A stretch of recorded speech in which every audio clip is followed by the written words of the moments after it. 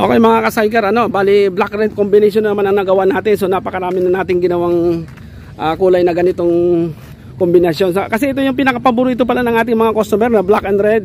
So sa tagal na natin gumagawa ng mga Cygar, halos siguro 500 na yata nagawa natin ganitong klaseng kulay, dahil ito yung pinakamaswerte yatang kulay na talagang nagugustuhan ng mga customer. Dahil nga sa kadalasan ito yung pag red, kadalasan ito yung ng mga inchik na red na combination. So yun.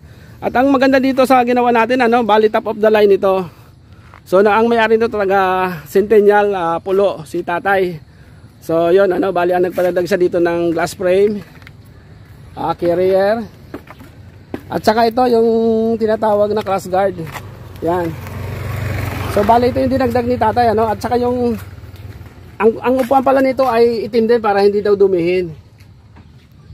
Yun, kaya napakaganda ng kulay na nagawa natin ngayong araw na to, So yun, shoutout para sa mga taga Centennial sa Pulo, dahil may mga customer din tayo doon na nagpagawa sa atin. Kaya lalo-lalo na nga yung mga taga meron nagpagawa pala sa atin doon na taga Quezon Province pala na Suzuki Smash. Shoutout pala doon kay Sir Obed at saka kay Ma'am Agnes, dahil Suzuki Smash din yon.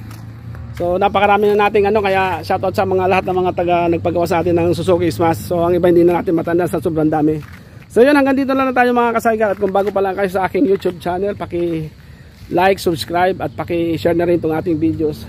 Lalo-lalo na sa mga interesado na mga magpagawa, tumawag lang, pasensya na po kayo dahil minsan hindi natin nasasagot yung anyong mga katanungan dahil nga sa sobrang busy natin, kaya hindi na natin nasasagot yung iba.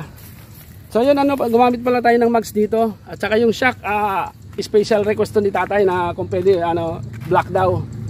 At ganun din yung sa shock support, black, rin to. So bagay na bagay din sa kanyang kulay na black, lalo na yung body. So yun, hanggang dito lang tayo mga ka-Cygar. Muli, maraming salamat at God bless sa inyong lahat.